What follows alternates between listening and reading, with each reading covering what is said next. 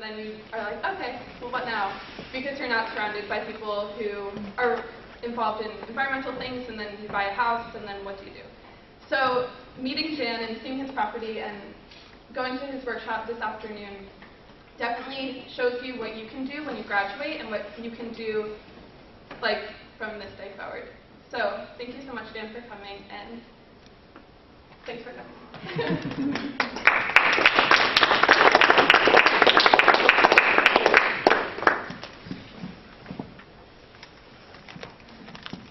Thanks, Krista. Thanks, Jensen. Thanks, Connor, for joining us last summer in Eugene. It's a fun place, but this kind of thing needs to be happening all over the place in terms of the kind of future-oriented, now-oriented I like to describe it as sort of a permaculture summer camp. Is sort of what it is, where uplift and spirituality and on the ground, in the mud kinds of activities sort of come together. And I just can't believe how lucky I am to live in a neighborhood where these kind of things are going on, where Krista and Jensen mentioned Dharmalai, Ravi, and Michelle, just some of the best luck in my life that just random serendipity, they end up being neighbors a block away. So, okay, transforming where we live, our homes, culture, and economy.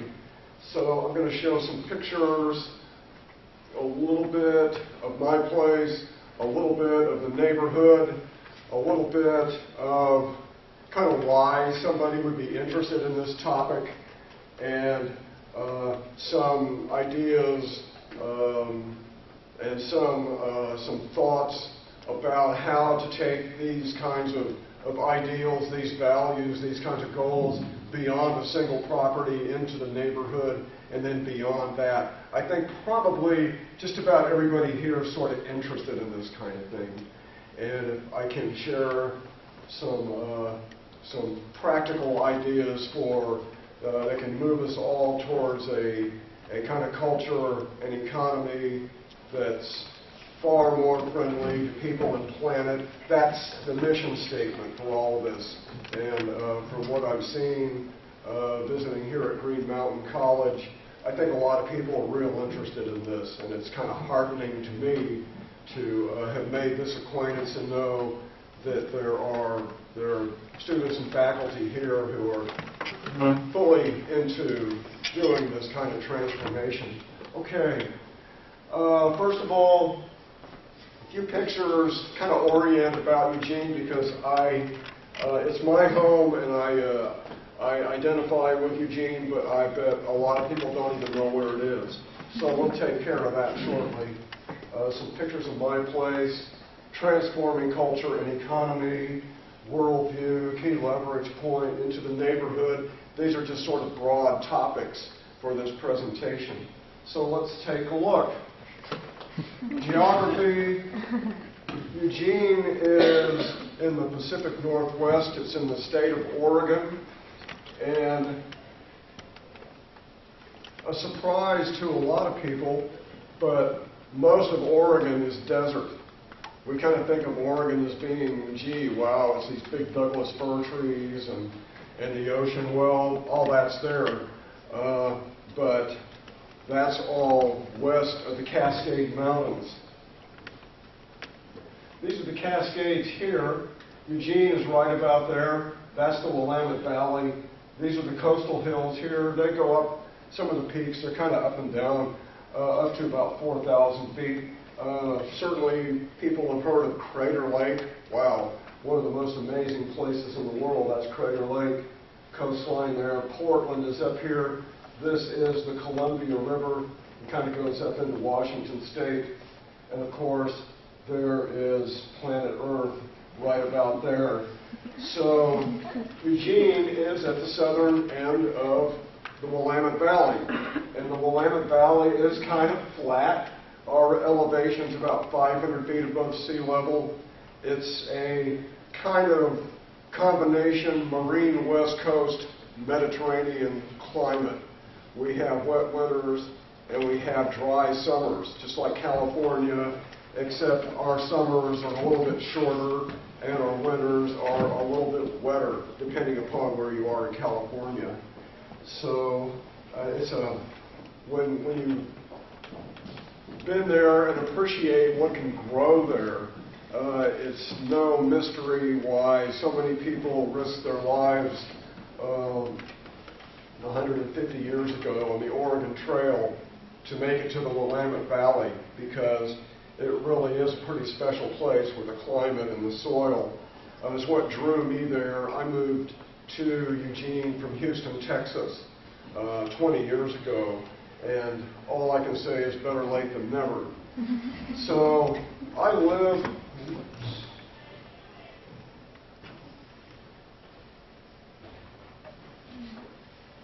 Yeah, okay, there we go. I live in just northwest of downtown. This is downtown right here.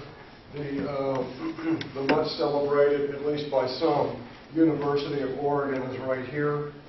And downtown there, the Willamette River goes through town. Here's the McKenzie River, Eugene's source of water. This area here, they're hills. This is kind of the southern end of the valley right here. It's actually hilly. My neighborhood is called River Road Neighborhood. Eugene has a neighborhood program, and different parts of town you would kind of identify, I live in Amazon, or I live in Whitaker, I would live in or River Road. There's about 22 different neighborhoods in Eugene. So here's a few pictures. This is Spencer's Butte. I don't know, maybe a long-lost relative. My last name is Spencer, but I don't claim any sort of influence on the naming of that hill. The top of the hill is 2,000 feet above sea level. We do have, most winters, a little dusting of snow, but when you consider how much it rains and how little of it falls as snow, you realize it's a very mild climate. Farmers Market, there's probably, I don't know, 50 CSAs around Eugene. This right here, you would say, is that the wrong slide there? Well, the slide is purposeful because it shows a pretty bleak landscape right there. And we have that too. Eugene has its share of franchise types of establishments. It's got a few big boxes. There are parts of Eugene I just look at and say, how can this be in my town? So it's not all perfection. Another really interesting aspect of not just Eugene, but Oregon, is that the state of Oregon has statewide land use laws. And every town has what we call an urban growth boundary. And that means, and it's not a circle, it kind of goes about like that. You can really tell where it is. And that is an intentional boundary where development has to happen. Development has to take place within that boundary. And every now and then the boundary is extended out a little bit. But the whole idea is to protect agricultural and forest lands. This is all over Oregon.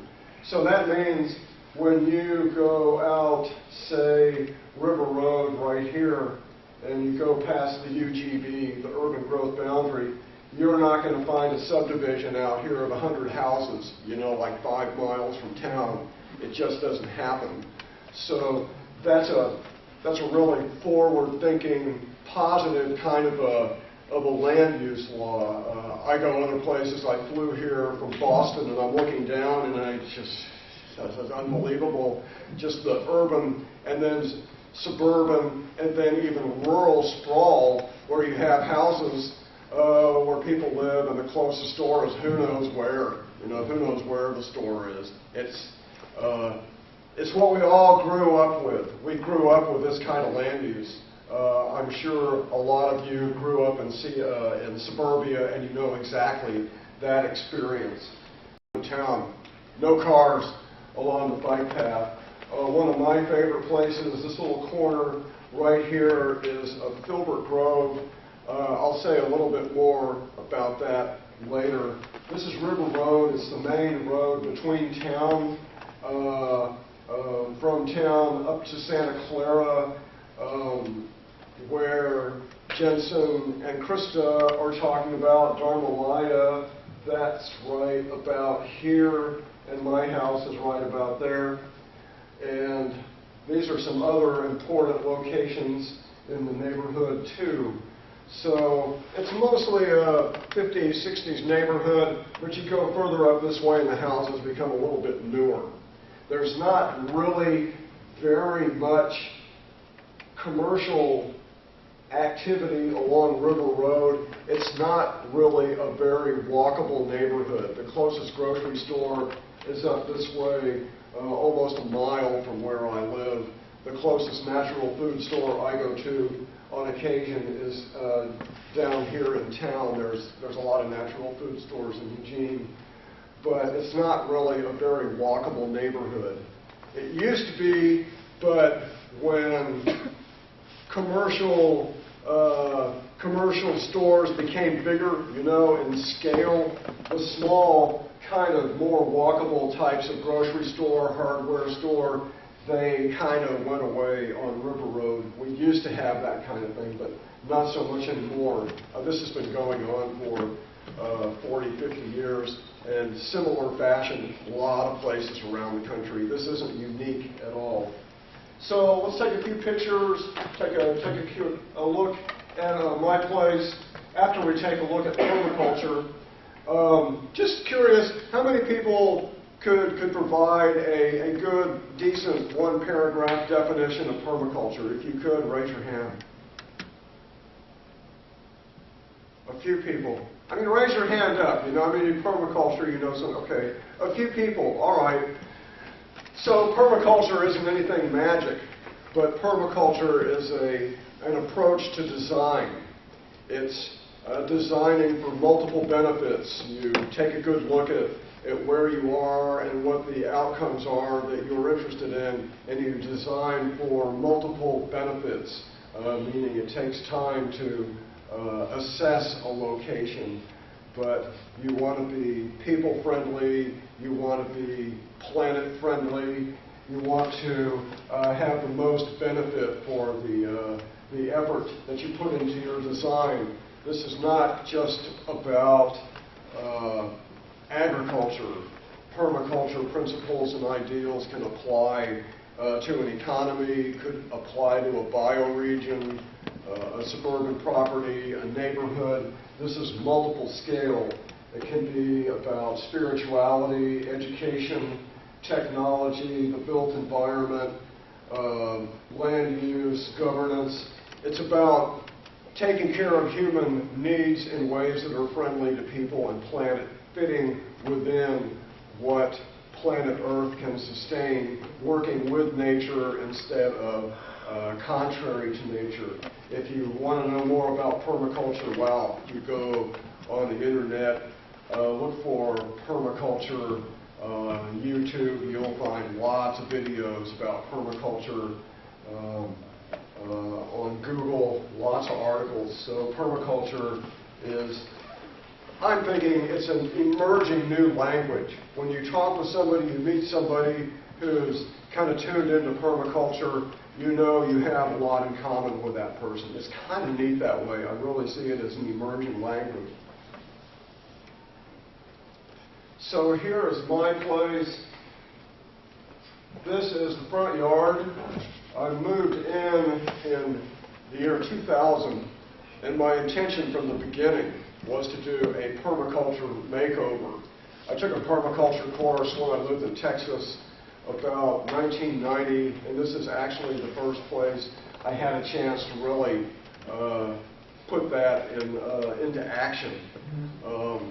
I kind of gained in more recent years a real appreciation for urban land use. What do we do with the built environment? What do we do with urban places in terms of transportation, agriculture?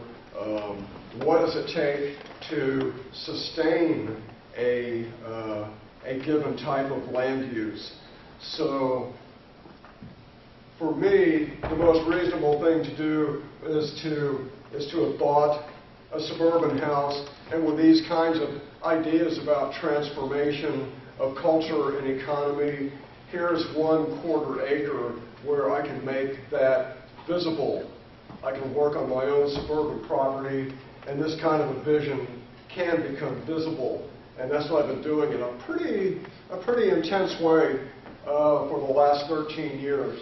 So this is sheet mulching here in my front yard, and this is the same view here. There's this cherry tree. It's that cherry tree right there. So the cardboard goes down, and the organic material goes on top of the cardboard, and you suffocate the grass, and then you can start doing something different with the surface there. You can put in a vegetable garden or other types of brambles, bushes, trees, whatever your plan calls for. Another early action for my place was to take out the driveway. I can tell you it's a lot easier not to put the concrete down in the first place than to take it out. But a friend and I rented a cement saw, and we went back and forth like this. We went vertical like this, kind of making nice little chunks of concrete. You don't want to make them too big, because if you make them too big, you're not going to be able to pick them up. But we kind of figured it out. I've never done this before. And this point here, at the end of this purple line, that's the same as that point there, as the same there, and same there. The direction of the camera may be different, but those are all the same point. And it was a really satisfying experience. I mean, the machine makes a lot of noise. You have the machine hooked up to a garden hose, so you have water spraying out on the blade because it makes a lot of dust doing this otherwise kind of a messy job. You want to wear headphones because it's pretty loud. And my friend kept some of the chunks. He wanted some of the chunks, and I kept about half. And you'll see some of the other landscape features that I have, and they are a good use for what we call urbanite. You know, this type of a rock called urbanite, and there's many deposits of urbanite all through our urban places. So this view here, that spot there, this sidewalk is what is left of my driveway, and it's a great lift to the spirit to see that. Early on, I also wanted to have a rainwater system. I hadn't installed a rainwater system before, but it's not rocket science. These are 1,600-gallon tanks right here. They're polyethylene, and I bought these two used and installed them early on. Good thing that I installed them early on, because it would be difficult now because things have grown up. If you're designing something like this, try to have in mind the sequence of the elements, because something big like this you want to install early on, because it may be impossible later because things you plant get big. So that worked out okay. So it comes off the roof. My property is pretty flat, so there's no pumps. It's all on gravity. The amount of pressure that comes out of those tanks is pretty minimal, but it does flow. And you discover your own systems for working with how nature works with you. So you're not going to hook up these tanks to a sprinkler that goes back and forth like that, because it's not going to work. But part of the deal with taking care of more of your needs closer to where you live, and kind of a moderately low-tech, a lot of plants in there in the wintertime, it never freezes. And it's a great feature. I can't imagine that a space like this, solar design, isn't far more common. I think our architects in this country over the past 30, 40, 50 years have really been, to a large degree, asleep at the wheel for not making decent use of solar energy. Fence lines.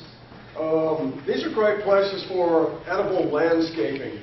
Of course, this particular fence line right here, this is not an edible hedge. And my neighbor and I, actually it was my neighbor's idea, was to take this hedge out. And this picture here shows when the hedge is gone. And I constructed a little bit of a food forest on my side, which this is what it looks like now. And my neighbor, he put some espalier plum trees. My neighbor's into a lot of this too, so that's good. We'll see maybe a picture or two of Bill's place. But fence lines are really good for kind of long, sort of narrow, kind of managed landscape features. Another really great approach that I didn't really tune into until maybe 5 years ago is any kind of property is going to have stuff down on the ground. You know, it might be cement, it might be a small building, it might be the walkway, you know, to your house, your front door. It could be any one of a number of things that would prevent you from growing something right there on the ground. But it occurred to me that there's potential there, because if you go up 7, 8, 9, 10, 12 feet up in the air, you probably don't have your driveway 12 feet up in the air. You know, your driveway's down here. For example, my water tank is down here. You create an opportunity for plants to kind of grow up, like with a trellis, 2x6s, wire, could be, and this is essentially an arbor. You can build over places that already have a footprint on it, and all these kind of plants, like these are grapes here, and these are grapes, these are kiwi fruit. These kinds of plants that start off here, and then they grow up into the sunlight, this puts all kinds of useful locations into a potential plan for food production. Well, that's really exciting, and I didn't even really think about some of these kinds of designs until I lived here 5 or 6 years. But this is a newer 3,000-gallon water tank here, and then I have trellised grapes over that, and then of course there's peaches up above that. This tank here is kind of back in here. You can't really see it very well. This is a rooftop right here, and I built a trellis here. This is going to become an arbor and grape production above a rooftop. This here is the shed that I built where my driveway used to be, and I picked about almost 15 gallons of grapes above my shed this last summer and turned that into grape juice. But that's grapes growing above a shed that occupies a site where there used to be a driveway. So we're talking about really making much more effective use of the landscape here.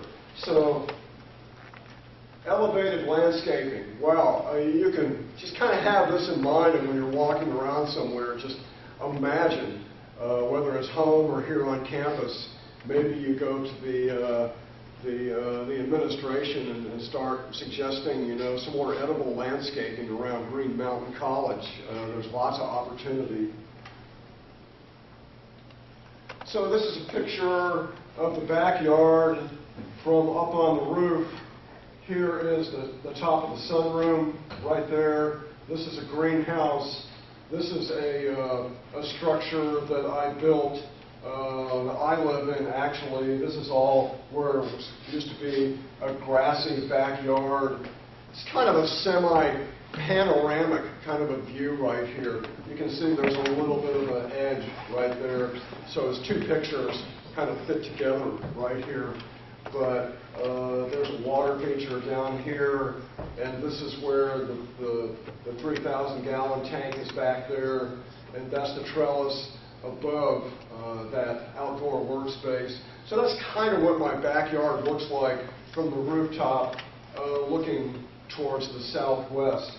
It's a great sight to see, you know, and it's transforming an existing property. The place was here for decades, and I like to think that it's seen an improved use. And this is a tiny example of really kind of what needs to happen all over in all kinds of places, is to take what's already here and recondition it and make it into something useful, make it into something that uplifts the spirit, takes care of more needs, and something that planet Earth can sustain. So food is important. You need to produce it, and then of course storage. These are awesomely interesting kinds of skills to learn in terms of resilience, in terms of a closer to home economy, because if we're interested in an economic system that can fit within what planet Earth can maintain, it's going to take a whole lot more participation. Things aren't going to be on automatic so much. Things may not be so convenient. It's going to be a whole lot more hands-on.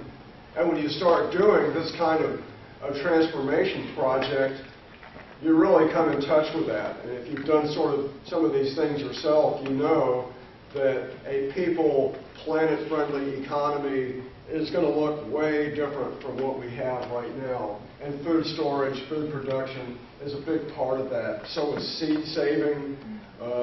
It's really nice that you don't have to go to the store to buy seeds every year.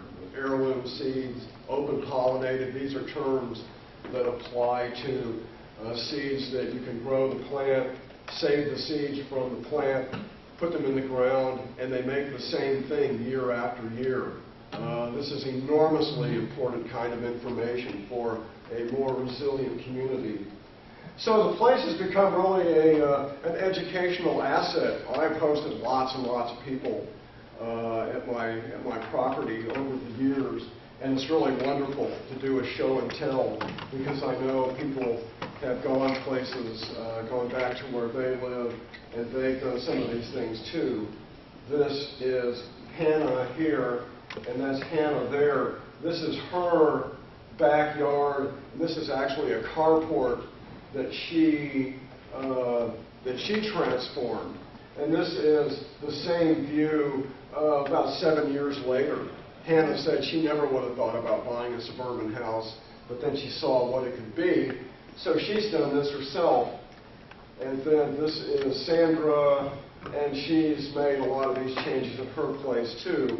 So other people go to visit them, and they see these cool ideas as well, you know. So each new location becomes a new platform for more people to find out about what these kinds of permaculture, planet-friendly sort of changes can be about.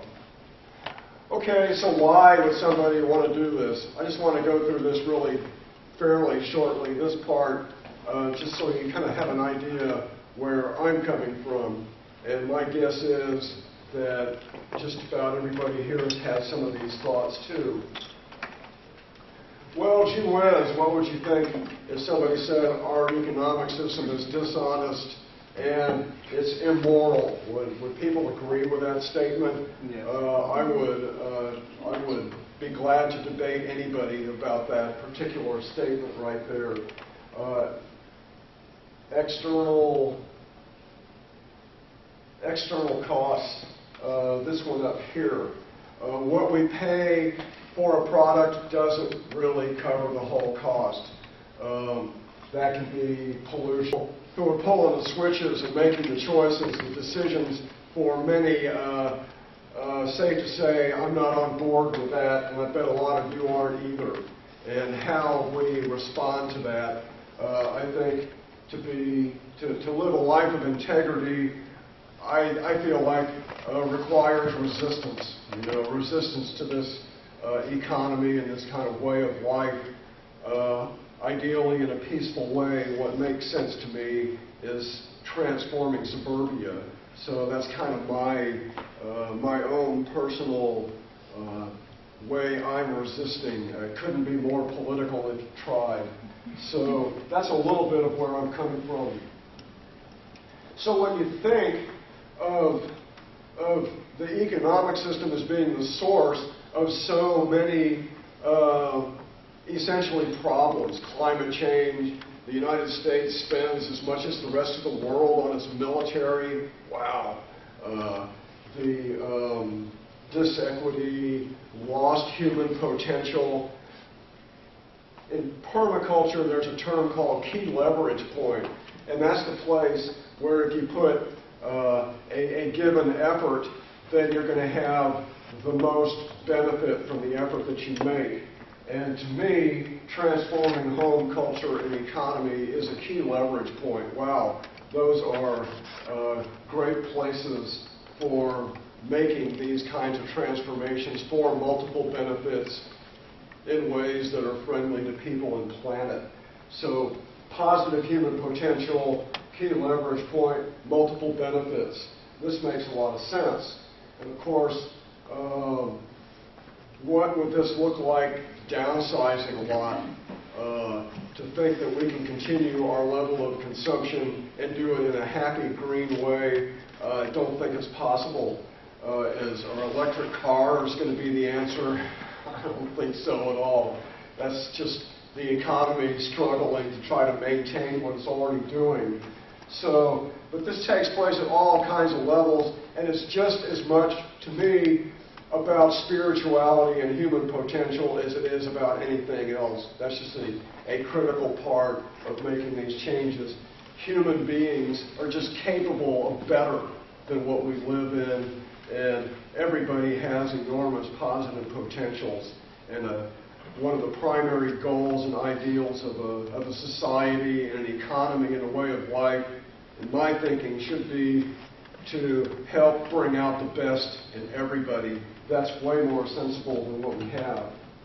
So, okay, other people in my neighborhood are thinking this way too. I am by far not the only person thinking this way. So let's see a little bit of elsewhere in the neighborhood. There's my house here. That's Bill's there. Darnalia's there. Al's place is down there. So this is part of the network. Not every one of these rectangles or people, does the property look quite like mine? Some of them do. Not all of them do. Some people have just started on their projects. Some projects are only a year, 2 or 3 years old. Some are 7, 8, 9, 10 years. It's awesome to see both projects maturing and projects that are brand new. We've got all of that in our neighborhood. So let's see a few pictures. This, just a quick look right here. There's Darnalia up here, and inside there at Darnalia, and Al's place, Heiko's. This is a green bike tour right here. That's the ant farm here. There's my next door neighbor, Bill. So we'll see a few more pictures a little bit more close up here.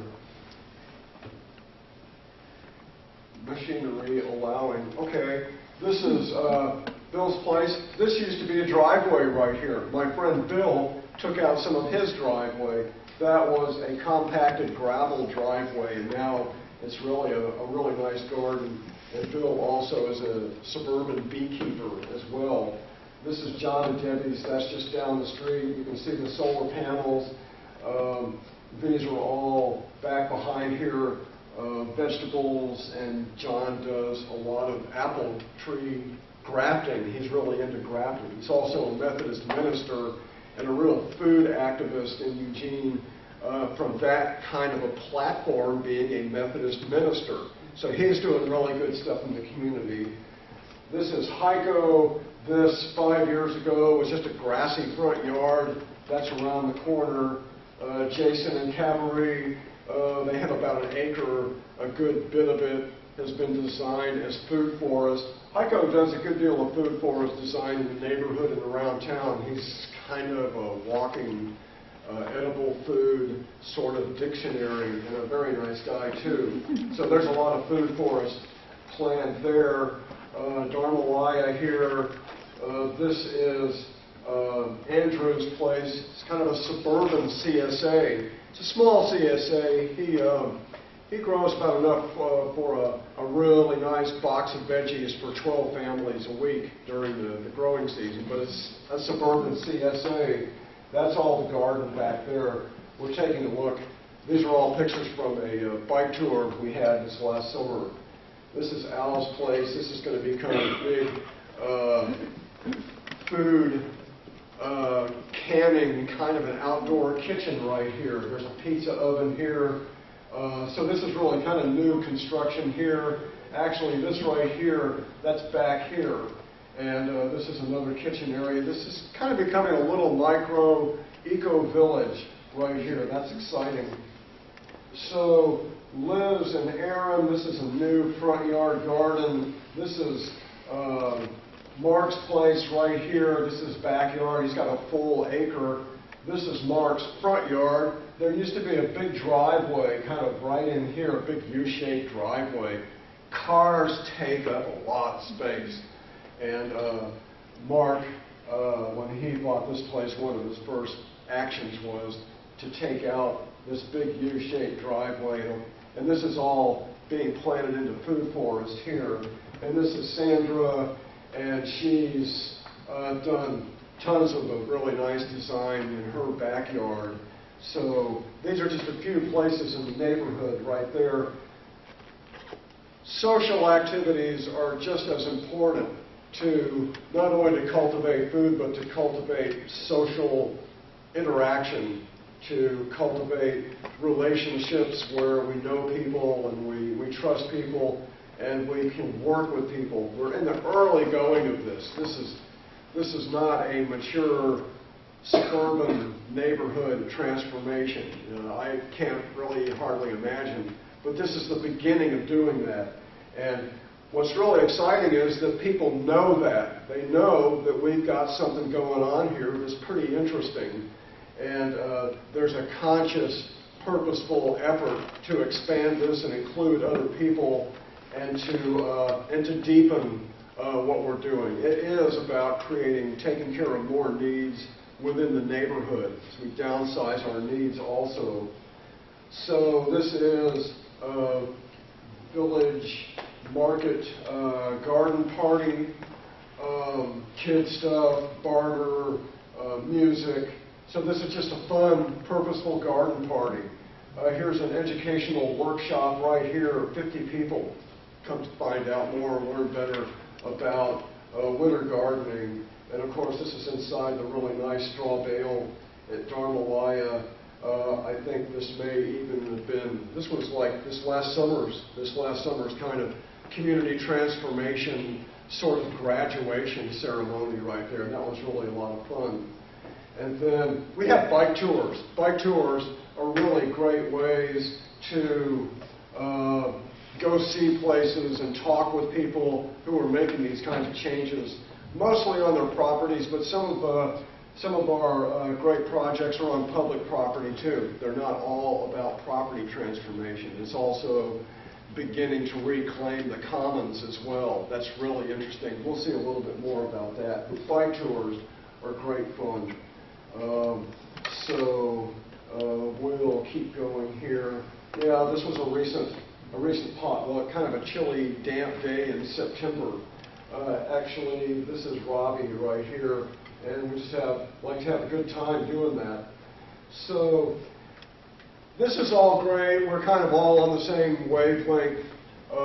We know each other. It's kind of comfortable. It's kind of small scale. It kind of needs to be amplified a whole lot. You know, it's nice to have a network of friends like this, but what can we do to take these ideas a little bit further? Okay, well, permaculture is part of that. Let's start out here with neighborhood programs. A lot of cities have neighborhood programs. Eugene has a neighborhood program. Seattle does. Portland does. Olympia, lots of cities. I'm sure a lot of cities in the Northeast have neighborhood programs. And what that is, typically a city has a number of city staff who exist to provide services and help neighborhood associations. So a neighborhood association is generally unpaid volunteers, people who live in neighborhoods who have a care about their neighborhood. They probably meet maybe once a month and they talk about neighborhood issues. Could be traffic, could be pollution, could be crime, could be all kinds of things. That's what a neighborhood association is for, is to address issues in the neighborhood. They might be a scale that the city doesn't quite get into that. The city doesn't have time, to do all of this kind of, this sort of scale or this kind of detail. But wow, you talk about the whole idea of civic culture, of people participating in the well-being of where they live, of volunteering their time for the good of the community. I think that's one of the biggest casualties of our affluent, impatient, kind of consumer, distraction-oriented way of life. Civic culture really suffers, and that's part of the reason we get people elected to positions like we have, because people aren't paying attention. Of course, big money controls all that. It's not an easy solution, but part of it is that people are so distracted with gadgets, so distracted with their own private lives that there's not enough participation in civic life. I really believe that, and that's one of the most important items that needs to be addressed for creating the kind of a culture and economy, that I think most of us would like to see. It's not going to happen by itself. It's going to happen when people say, I'm going to go to that meeting, I'm going to go to that work party, I'm going to be involved in my neighborhood and my community to make it a better place. So neighborhood programs are an awesome opportunity. There's neighborhood programs because usually anybody's welcome to participate. You can run for the board. I was on the board of my neighborhood association for 10 years, and it taught me a lot about civics and about how the city works, and importantly, what kind of programs does Eugene have that might be useful for helping to expand the reach of really kind of semi-radical ideas. And we're doing that. We're doing it at a small fraction of what the potential is, but we're using even public money and publicly financed employees, public property. We're using community assets to a beginning in a very small degree, but to put out permaculture ideas. It's a little bit of Trojan horse kind of stuff, and it's really exciting. So another program that every city has is emergency preparedness. We'll take a look at that in a little bit more detail. Communities of faith, they ought to be huge allies for doing this kind of thing. When you think that faith communities, almost by definition, are about modesty of lifestyle, they're about care for the natural world, they're about service to the community, they're about personal, social uplift. Those are the exact kind of values that really are urgently needed, in this time in history. Faith communities ought to be huge allies in doing this kind of work. Well, we put out information. This is a newsletter that went out in my neighborhood that talked about permaculture, that talked about transforming properties. This was printed with city money, went out to 6,000 addresses in my neighborhood. We had community meetings about creating resilient neighborhoods. This brochure has gone out widely. It talks about how neighborhoods can be a big way to help green our communities. So neighborhoods are really important. but neighbors taking initiative. This is really a great example of how citizen initiative with the help of a neighborhood association. These people here lived in a neighborhood in Eugene, and there was a street right-of-way that was never never used. There was never a street built in that right-of-way, about a half a block, and right in the middle of the neighborhood. It's kind of grassy, just sort of not used. Well, people in Friendly Neighborhood went to the city and they said, we'd like to put a garden in right here. And the city actually was very receptive. The neighborhood association was supportive. So that's what this is back behind them. This is early going. Boy, talk about a social activation. This is just really a great story of people saying, I've got time for my neighborhood. I've got time to put in to placemaking for creating more value and more of a deeper commitment to my neighborhood. So this is a great example of that. And any city is going to have an emergency preparedness department. Every city has. I would be surprised even if Pulteney didn't have some kind of, what if there's a flood? What if there's a blizzard here? Of course, where I live, we're kind of due for a big earthquake where I live. But any city has an emergency preparedness department. When you talk about seed saving, you talk about local food, you talk about water, about energy, about neighbors knowing each other, about permaculture, the city ought to be actually helping to put these kinds of ideas out there. It fits perfectly with their agenda. It just hasn't traditionally been a part of emergency preparedness. Permaculture hasn't traditionally been what they learn in terms of preparing a city or a town for an emergency.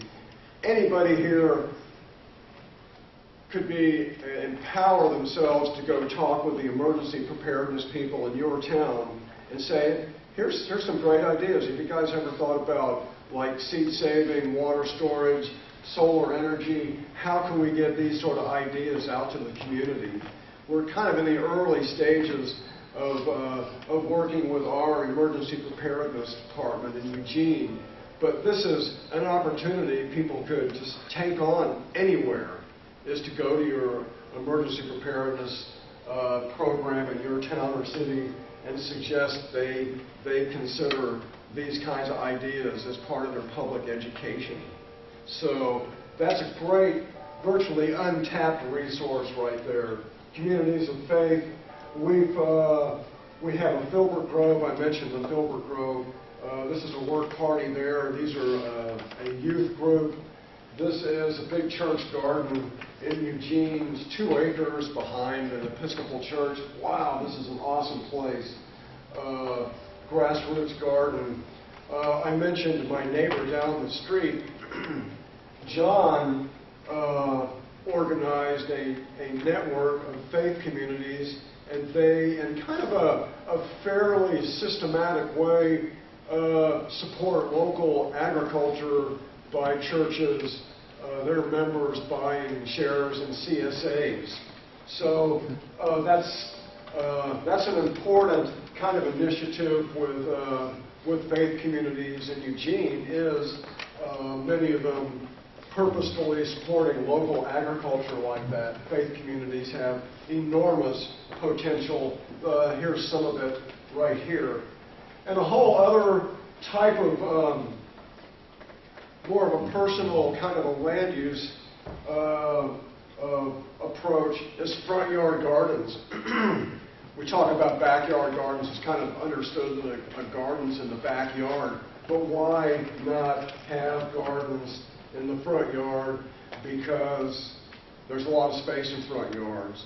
And it also makes your garden a lot more social, because when you're out front, you're meeting your neighbors.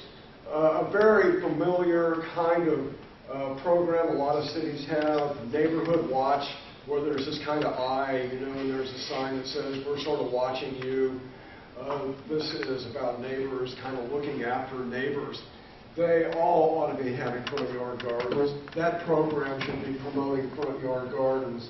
And of course, a front yard garden is more food, more resilience. And this is a 65-tree filbert grove along the Greenway in my neighborhood. And I pass this by every time I go into town, because I don't drive too much. I go into town on the bike path. Finally think, you know, we really need to do something with that filbert grove. This is all overgrown right here. So I'm kind of thinking, okay, let's restore the filbert grove. The city of Eugene has a program that's called Park Stewards. And there are 3 city employees, and their task is to organize work parties. That's the city, is organizing work parties. I put a high value on that because these are work parties that people in the neighborhood, they kind of say, for example, to Lorna, she's the city staff person for my area. It's not she says this is the kind of work party we're having. It's people in the neighborhood who participate. Here's what we'd like help with for a work party. And then they have resources to help promote the work party and bring the tools to the work party to do the work. So we're doing the Filbert Grove right here. We have work parties at the Filbert Grove. And when Lorna, she arrives, she brings tools, gloves, even snacks, you know, for people at the work party. But it's up to the people in the neighborhoods to call upon her. But this relationship is really a wonderful example of the city providing resources to empower people in the neighborhoods. But it's people in the neighborhoods who are doing the work. But the city is there to help, you know, move that along. That's the kind of relationship I like. So now the Filbert Grove is really nice and cleaned up. I collected maybe 50 pounds of filberts there this last fall. Wow. And that's just the beginning because we had to prune it back a lot and it's sort of like regrowing, rebuilding. But this is going to become a really important food source in my neighborhood. It's on public land and it's all with permaculture ideals, and the city is helping us do this. It's a great example. I mentioned green bike tours. We had 4 bike tours in my neighborhood this last summer. That's maybe we visited probably something like 35 or 40 different places in the neighborhood. We've got that many interesting kinds of projects going on in the neighborhood, and it's really empowering for people to see what's happening in the neighborhood. I actually went on a bike tour a few days ago in Boston, in the little bit Roxbury and partly Jamaica Plain in Boston, and they're going to start doing bike tours there in the springtime because there's some cool stuff to look at there too. So this kind of community building is really important to go out and see what people are doing. Another program the city has in Eugene is called Matching Grants. And that's when the city has money to provide for people with interesting, positive ideas. If the people making the application, if they provide sweat equity. It's not just the city says, here's $10,000, you know. You have to say, we've got a plan for this particular project, and we're willing to provide our share of doing the project. So this particular project here is a bike-powered cannery that the Center for Appropriate Transport submitted. Here's Jan Vandertine. Wow, he's a real hero of mine. And so this is to go to different places around town where there's gardens, and they have all the gear inside there for setting up a mobile cannery for canning vegetables. This had a grant of of about $5,000 from the city of Eugene helped pay for that. So I can be on board with that kind of community support. I think I'm going to just go past that. That's that. Yeah, I want to get to, okay, here's a good one. So, in the Willamette Valley can grow a lot of food, but in recent years, some of the agriculture has been for grass seed, for like golf courses and things. But the grass seed market has gone into pretty steep decline. So there's this organization called the Willamette Grain and Bean Project, and they're encouraging and helping farmers transition from non-food crops into food crops. Well, this is really important. It's kind of reversing a trend. But this also includes the processing and the storage. If you can grow all the beans and the grains, but you can't store it, and you can't process it, you know, into pasta or to flour, it's not going to do you a whole lot of good. So this is another model of a more regional approach to taking care of food needs in the southern Willamette Valley. This is real exciting. So, oh gee whiz, okay. This is the bike tour in Boston. Anybody recognize any of these pictures? If you're from Boston, you might. But these are some, it's really like a full acre garden right here. I don't know Boston well enough to explain where these are, but they're mostly in Jamaica Plain. And, but this was part of the bike tour that we did. And it's great to see, at least in that part of Boston, people with these exact same kinds of ideas. Let's go back to the West Coast. This is intersection repair. This is part of a program by a group in Portland called City Repair. And that's you can look up on the internet, City Repair, Portland, Oregon. This is all about placemaking. This is about citizen activation for making a statement in the neighborhood that says we care about our neighborhood. This right here, oh, looks kind of like somebody made a painting in the street. And that's exactly what happened. The whole idea is to slow traffic and then to create something special there. The term for this is placemaking. You're creating a place in your neighborhood that shows you care about that neighborhood. It helps build identity and a relationship between people and where they live. And then, of course, you might add a little tea kiosk right here. You can stop and get some hot water and make some tea. This is a really nice little cob bench. This right here is also there. You know, an inviting place to sit and take a break. This here is the same as this right here. It's a kid's play place. So this could be happening in a lot of different locations. Of course, this is a fairly low traffic intersection. You wouldn't be doing this in a busy intersection. But this has happened a couple dozen places in Portland, and this idea has gone out Minneapolis, San Francisco. There's a couple of these in Eugene. You could do, maybe you might like to do sort of a version of this on your sidewalk, you know, here at Green Mountain College. That might be kind of fun to have your own little intersection repair project here on campus. So this is placemaking. This is, at first, the city of Portland said, no, you can't do that. They didn't know anything. The people, the first one of these, they went to the city and asked if they could do a big painting in the street, and the city said, no. Sort of like the fallback, no. Well, they did it anyway. And now the city loves it, you know. I mean, Portland's a comparatively... Olympia is a pretty progressive town. They also have a neighborhood program.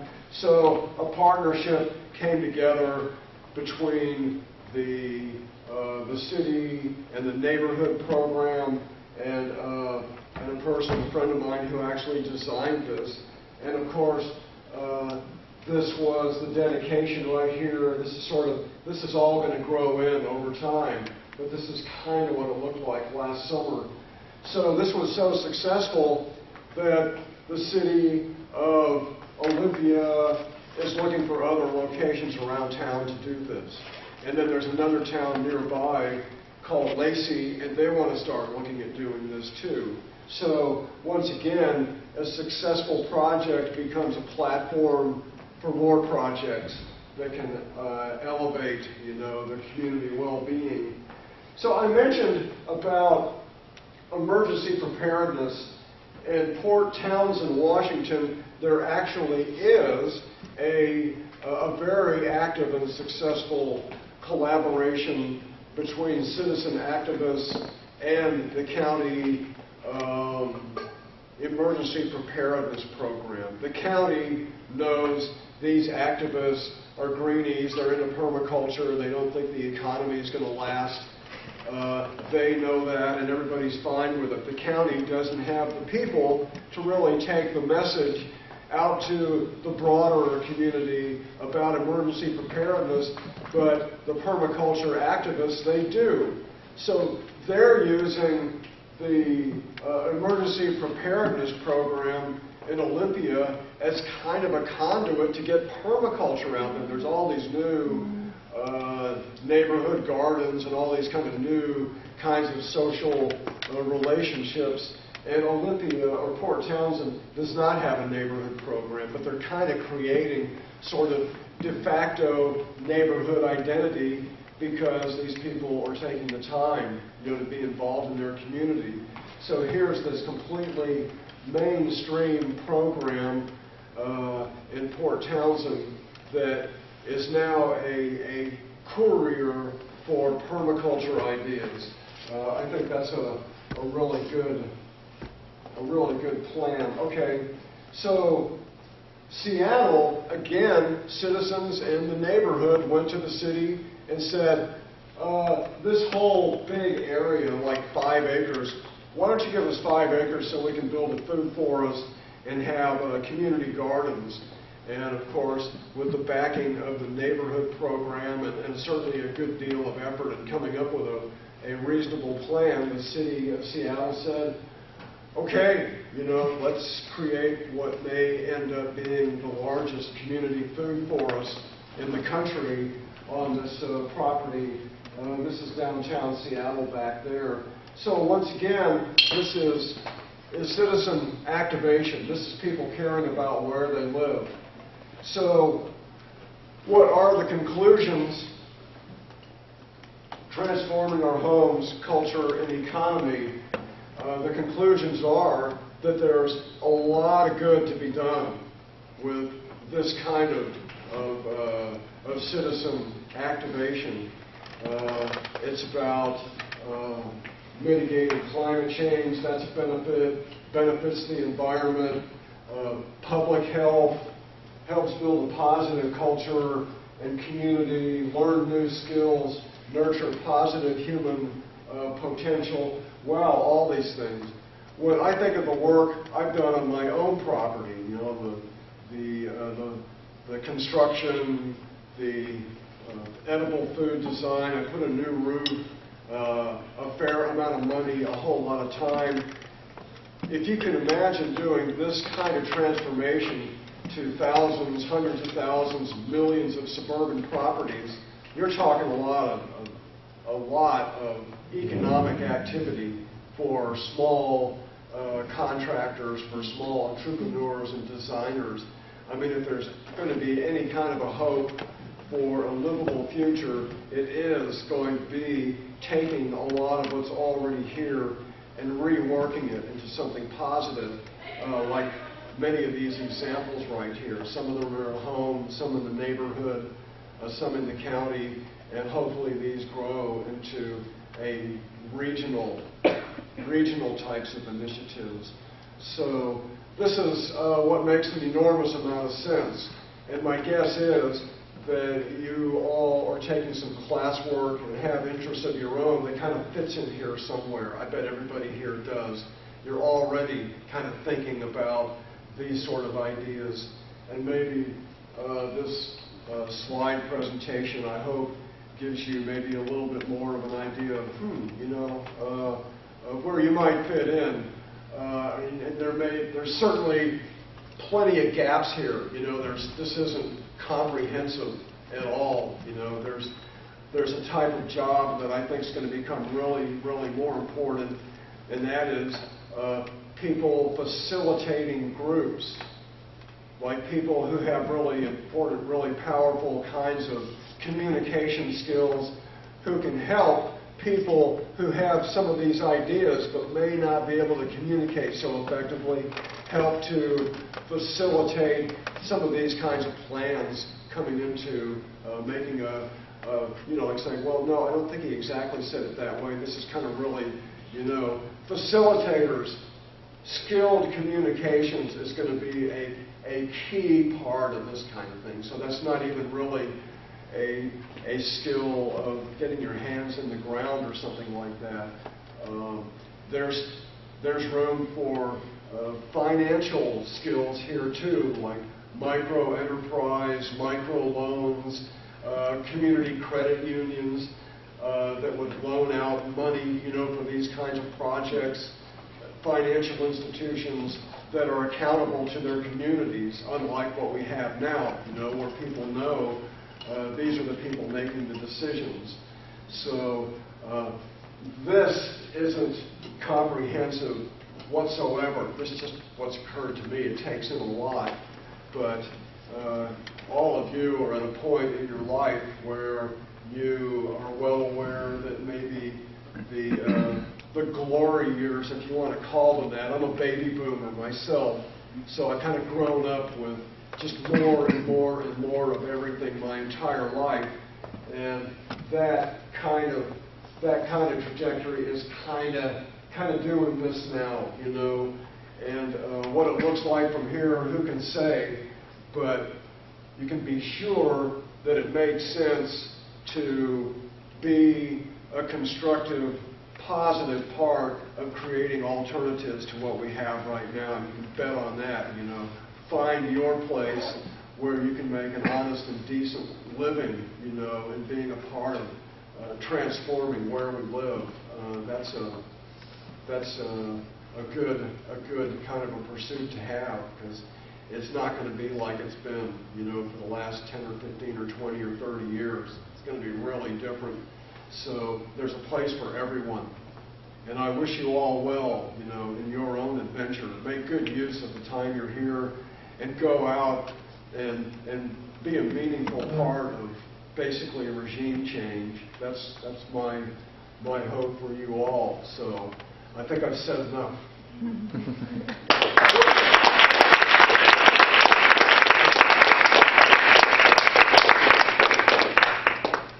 So if we want to have any kind of discussion, fine.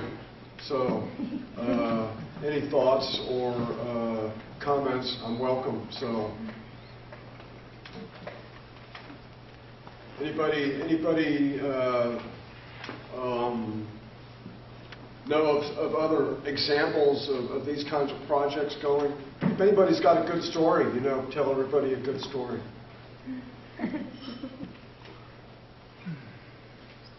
Well, I've seen some good ones right in my neighborhood who are doing these projects, and most of them are kind of about my age. And I've already had these kinds of thoughts myself. I've got this really cool place. I'm pretty healthy and probably good for, I'm hoping, another like 20 or 30 years. But I've thought, what am I going to do if I can't keep up my place? I've already had thoughts of essentially somehow making connection with younger people who might kind of want to continue maintaining something like that. I've had these conversations with other people in my neighborhood who are my age, and that may be something that might provide some access, for knowing somebody who's doing this, who has that kind of thought in mind. So send me an application. And you mentioned also about maybe microloans from credit unions. Have you seen that happening at all anywhere for this? I don't have any real personal experience, but these things do exist. Yeah. I'm not so familiar with that, but people who look at the financial side of this, there are entities of local financial institutions. These do exist. How to track this down? I bet you could use some keywords, Yeah. and you could track that down. But some of these things do exist, but it's just an example that awesomely good ideas are kind of in their infancy. Mm-hmm. But a local credit union is going to have a local board. It's going to be incorporated with language that can say, this is what we exist for. The credit union is going to have its own mission statement, and it's going to be something that people are going to be able to watchdog, and they're going to have to be honest about how they do their money. And it will be local.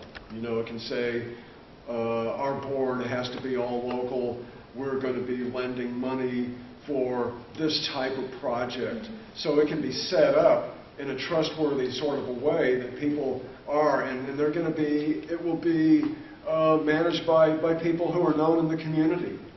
So that's not where I have much expertise.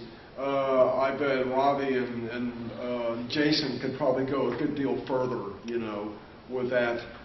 They're in my neighborhood, and they're thinking more along the financial part of things. But this stuff does exist. And actually, there's a huge co-op in Spain called, it's, did you say what that was, Jensen? Yeah. Did you? Is it Mandrion? Malgodon? Yeah. Yeah, something. Yeah. And it has, I didn't say it quite right, but it's 150,000 people, and maybe its scale has become almost, maybe it's even too successful because it's got, it's beyond being a kind of a co-op that we would think of. Mm-hmm. But there are examples of people people setting up alternative economic systems. When Argentina had this kind of economic meltdown of 2003, 2004, the banks wouldn't let money out because people were taking money out of the country. So it shut down essentially the financial system, and people started getting into local currencies and kind of worker-owned businesses. And this went on for a number of years, and then when they sort of corrected the mainstream economy, then people kind of all went back to that. I mean, it's seductive. It's just so convenient, to just have a plastic card and all of that. But that doesn't mean it's always going to stay that way, and it doesn't mean that it's necessarily the best idea either. The whole thing's been set up, obviously. It resonates a lot with our own kind of being lazy, because somebody else will take care of it. And that kind of approach to life is not going to serve us well. It already doesn't. Yeah?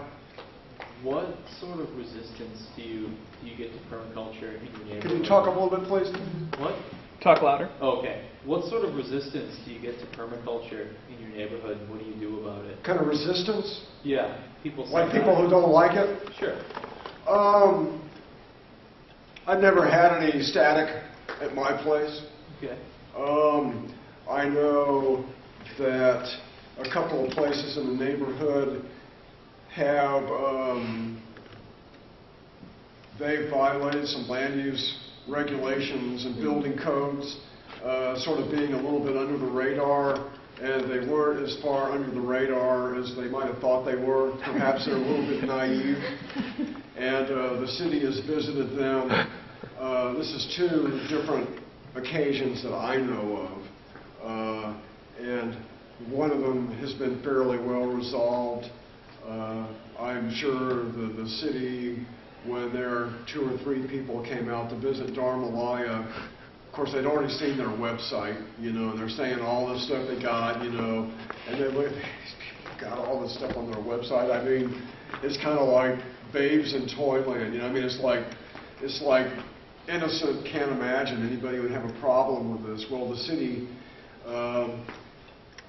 somebody reported them. It wasn't that the city was out looking for people, but somebody, maybe there were cars parked on the street or something like that. They've tried to be really conscious, you know, when they have events, to people ride bikes or park, you know, away. But the city told them they were going to have to do all kinds of sort of like alter-able parking and sprinklers and the straw bale and guardrails and just all kinds of stuff, because the regulations don't know how to deal with something so different like that. This is just like, what is going on here, you know?